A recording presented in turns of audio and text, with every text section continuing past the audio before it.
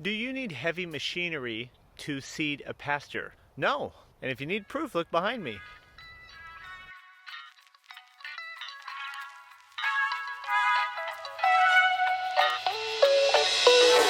A few years ago, what I'm standing in front of was shrubs and weeds and blackberry bushes, the wild kind of blackberry bushes that mess up your hands and don't produce much fruit.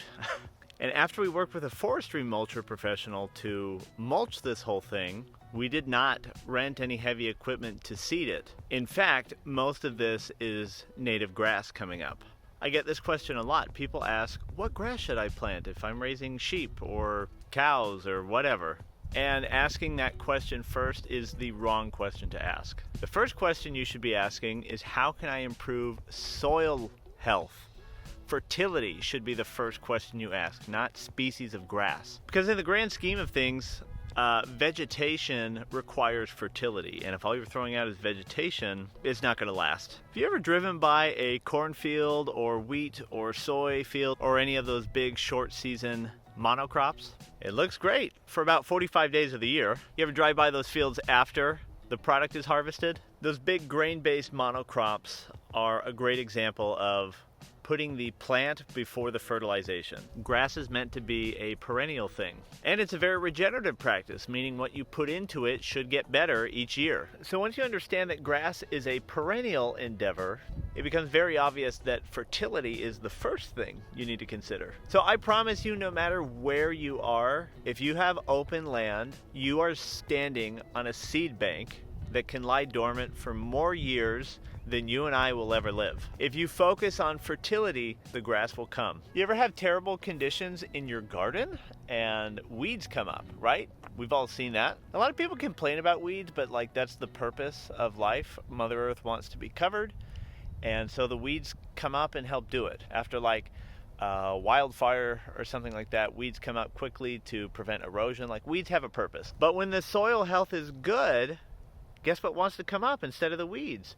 Grass. And it's not to say you won't get weeds, but over time, if the grass is cared for through fertility and proper pruning, aka put ruminants on top of it, you're going to have an amazing pasture. So there is an Australian soil scientist, I believe her last name is Jones, and she has shown that there is a type of clover that has the ability to lay fertile in a dormant seed bank for over 1,000 years. And it's just waiting for the right opportunity to come out, which is fertilization. That's why bale grazing is a tactic that I highly recommend. Bale grazing is essentially where you buy hay on a field, let your ruminant consume that hay, and let them turn it into manure and fertilizer and give it back to the field. It's basically taking off-site food and nutrition and turning it into on-site soil nutrition. So consider bale grazing if you're looking for better pasture health. Now, let's say you don't have the time or patience or space to wait for your seed bank to do its thing.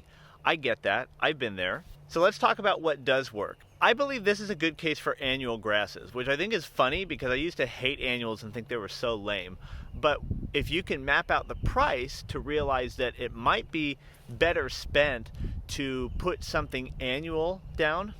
So annual is going to be something like annual ryegrass, or I really like oats actually for this purpose, but something that's hardy, that's going to get you a crop for 1 year.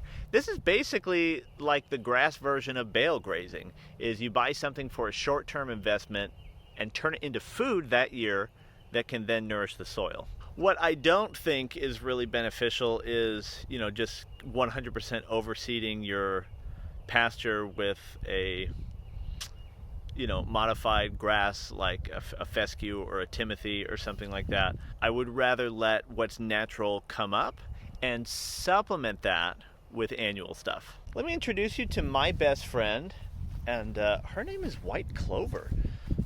So I love clover. Clover's got to be my favorite. Honestly, it might be my favorite plant in the world, period, end of story.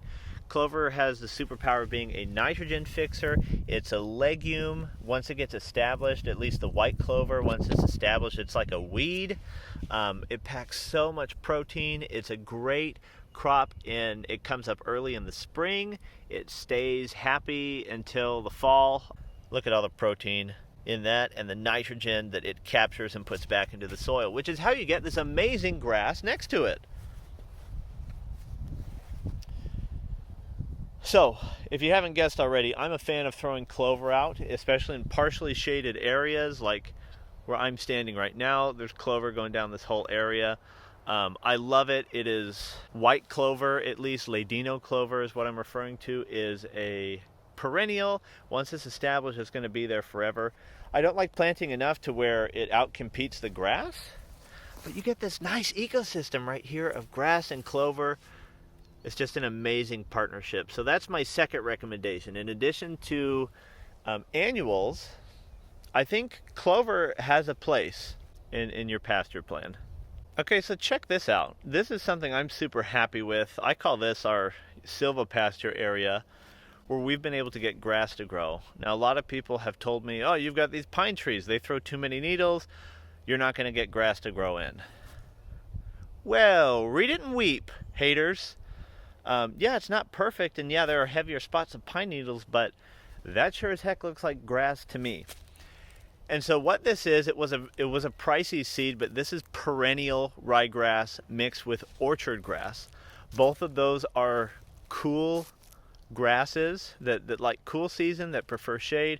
Obviously, orchard grass, you can just imply by the name that it's okay living under trees. Once this stuff has been established, it's come through for me. And I gotta say, in the late summer and the early spring, this is my most prolific area of the pasture. It's not where there's the most sun. It's right back here. So if you have an area where you can make this worth, I highly recommend throwing some seed out. For me, that has worked in the way of perennial ryegrass and orchard grass. Just a comparison shot for you, looking back at my Silvopasture area and looking over to my right, outside my property line in the fence, you can see what naturally wants to come in. And so the grass and the ruminants on top of that really keep that from coming in. And it's not that I don't like forests, but I mean, come on. Look at that. That's just pretty. Finally, do I need heavy machinery to actually seed this? Nope. I just walk around with a seed spreader just that wraps around my shoulder, that I just crank it like this and go for it in that way. Yeah, you're going to share some of it with the birds, but I'm okay with that. You don't need to overthink it. If the soil is fertile, grass is perfectly happy to find its way into the ground and make a permanent home there. Same with clover. Don't forget clover. So now you know how to answer the question, what grass should I throw on my pasture? The first answer to that is focus on fertility. The second answers are, if you do really want to throw seed out, consider annuals, consider clover, and consider, if you have silvopasture opportunities, something that can grow under trees. And save your money on the big machine rentals. You don't need it. So way back last summer, we just had amazing grass, and our best section of grass was the area that was almost completely native grass. I gotta say, there's just nothing better in this world than sheep grazing on knee-high grass. One last thing I wanted to share about clover. I say last thing. It's never going to be the last thing about clover. I can't shut up about clover. Chickens love to eat it. Sheep love to eat it. And I just found out even pigs love to eat it. You cannot have enough clover. Have I said enough about clover yet? I'm PJ with the High Mountain Homestead. I'm glad you watched this video. Subscribe so I can see you on more, and I'll see you on the next one.